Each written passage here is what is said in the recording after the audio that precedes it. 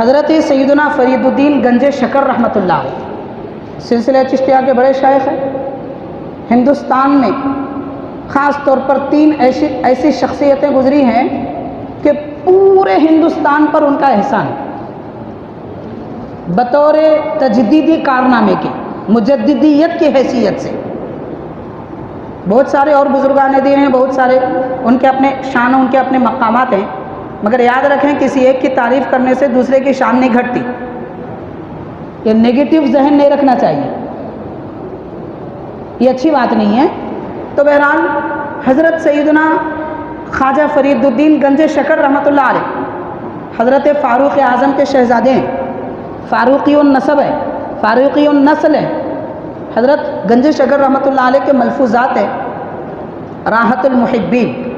ان ملفوظات میں لکھا جاتا ہے کہ ایک مرتبہ حضرت عمر رضی اللہ تعالیٰ عنہ تنہائی میں کھلے مقام پر فضا میں سورج کی دھوپ ہے، اس دھوپ میں اپنی قمیص نکال کر سی رہے تھے. جو قمیص پہنے ہوئے تھے اسی کو سی رہے تھے نکال کر. تو آپ کی پشت پیٹھ آپ کی سورج کی طرف تھی،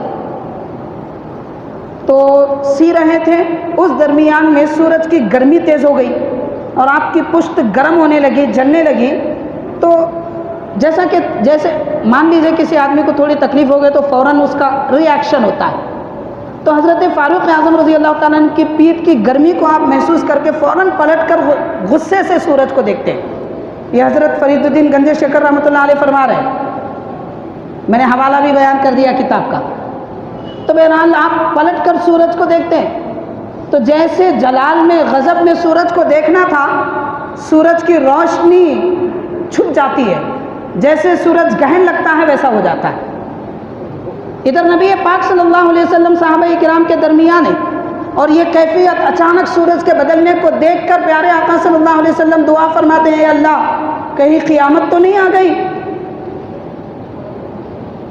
ہماری قوم کو اے پروردگار قیامت کے ہولناکیوں سے بچا لے. حضور دعا فرما رہے.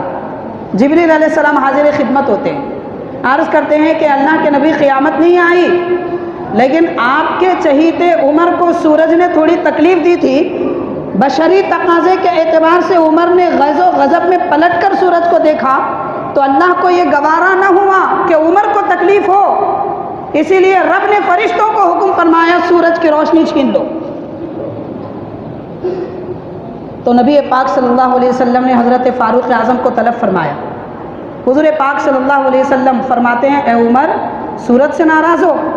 عرض کرتے ہیں حضور میں کسی سے کیسے ناراض ہوں، بشری تقاضے کے اعتبار سے تھوڑا غصہ آ گیا تھا.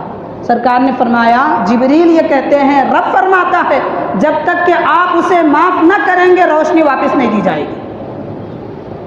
حضرت فاروق اعظم عرض کرتے ہیں کہ نبی آپ رحمت والے نبی ہیں، میں کیا کسی سے نظام کائنات خدا کے نظام میں میں کیسے خلل اندازی کر سکتا ہوں، میں نے اسے معاف کر دیا. یہ کہنا تھا پھر روشنی واپس آ جاتی. اب غور کریں سیدنا فاروق اعظم رضی اللہ عنہ کی شان، مقام و مرتبہ کیا ہے. یہ آپ کے شہزادے حضرت فرید الدین گنج شکر رحمۃ اللہ علیہ فرما رہے ہیں. وہ گنج شکر بھی ہیں، گنج علم بھی ہیں، گنج روح بھی ہیں.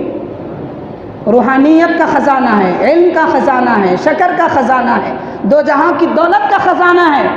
آپ کے ملفوظات میں واقعہ نقل کیا ہوا ہے. اب ہو سکتا ہے کسی کو عقل میں نہ آئے، ایسا کیسا ہو سکتا بھائی، یہ کیسا ہو سکتا؟ آپ چھوڑ دیجئے، بہت کچھ ہو رہا دنیا میں، بہت کچھ ہو رہا ہے، انسان نہیں معلوم کیا کیا کر رہا ہے. اب اللہ تعالیٰ چاہے تو کیا نہیں ہو سکتا. ایک مثال دوں گا میں چھوٹی سی بات. دیکھیے قرآن مجید میں آیا ہے اصحاب کہف جو غار میں پچھلے زمانے میں چند حضرات تھے، 7 حضرات وہ اپنا ایمان بچانے کے لیے غار کی پناہ میں آ گئے. 300 سال سے زیادہ عرصے تک اللہ تعالیٰ فرماتا ہے کہ جب سورج نکلتا تو جہاں سے نکلنا ہے نکلتے وقت میں تھوڑا ہٹ جاتا، نکلنا یہاں سے ہے تھوڑا ہٹ کے نکلتا، ڈوبنا یہاں پر ہے تھوڑا ہٹ کے ڈوبتا. کیوں؟ قرآن کہتا ہے تاکہ اس کی روشنی اصحاب کہف کے چہروں پر پڑ کے ان کے آرام میں نیند میں خلل نہ ہو جائے. اس وجہ سے اللہ نے سورج کو حکم فرمایا تھا کہ جب نکلنا ہے تو ہٹ کے نکلو، ڈوبنا ہے تو ہٹ کے ڈوبو، کہ میرے اصحاب کہف کے چہروں پر تیری روشنی نہ پڑے، ان کو تکلیف نہ ہو جائے. تو رب تعالیٰ نے نبی پاک صلی اللہ علیہ وسلم کے زمانے میں بتا دیا، پچھلے نبی کے امتوں کی خاطر ہم سورج کو ہٹا دیتے ہیں تو میرے نبی کے شہید عمر کی خاطر سورج کی روشنی بھی چھین لیتے تاکہ ان کو بھی تکلیف نہ ہو، تاکہ ان کو بھی تکلیف نہ ہو۔ حاضرین کرام، یہ نبی پاک صلی اللہ علیہ وسلم کے اصحاب ہیں، صحابہ کرام کی یہ شان ہے۔ اب کتنی گندی زبان سے لوگ صحابہ کرام پر کیا کیا نعوذ باللہ کہہ دیتے ہیں۔ ان کی شان، ان کی عظمت، ان کی پاک زندگی کے مقابل آج کا مسلمان زندگی بھر بھی ایک گناہ نہ کرے تو بھی ان کے مقابل کیڑے مکوڑے کی حیثیت نہیں رکھتا۔ ساری زندگی بھی عبادت کرے، ایک گناہ نہ کرے، ایک غلطی نہ کرے، پاک باز بھی کیوں نہ ہو، بلکہ جو علماء نے لکھا ہے، جو صوفیہ بزرگوں نے لکھا ہے، صحابہ کرام کے بعد والے قیامت تک کے سارے لوگ مل کر بھی ایک ان صحابی کے مقام کو بھی نہیں پا سکتے جو ابھی کلمہ پڑھے اور وصال کر گئے۔ کوئی نیکی نہیں کی، ادھر کلمہ پڑھے ادھر وصال ہوا، ایسے صحابی کے مقام تک ساری دنیا کے لوگ مل کر بھی نہیں پہنچ سکتے۔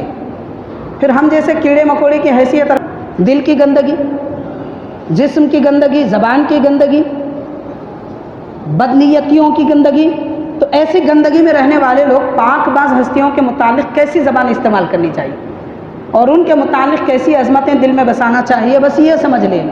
بہرحال حاضرین، اللہ تعالیٰ نے بڑی عظمت والی شخصیتیں ہم کو عطا فرمائی، ان کے ہم پیروکار ہیں، ان کے ہم پیروی کرنے والے ہیں، اطاعت گزار ہیں، ان سے ہم محبت کرنے والے ہیں، تو چاہیے کہ ہم ان کی زندگیوں کو پڑھیں، ان کی سیرت پاک کے عظیم واقعات جو بیان پچھلے مرتبہ بھی ہم نے کیے ہیں ہمارے لیے نمونہ عمل ہیں، پڑھیں، سنیں اور ان کے مطابق اپنی زندگی گزارنے کی کوشش کریں۔ اللہ تعالیٰ حضرت فاروق اعظم کا فیضان ہم سب کو عطا فرمائے، نعمتوں سے سرفراز فرمائے، یکم محرم کی جو نعمتیں برکتیں ہیں ان سب برکتوں سے ہمارے قلوب کو فیض یافتہ فرمائے، ہماری روح کا تزکیہ فرمائے۔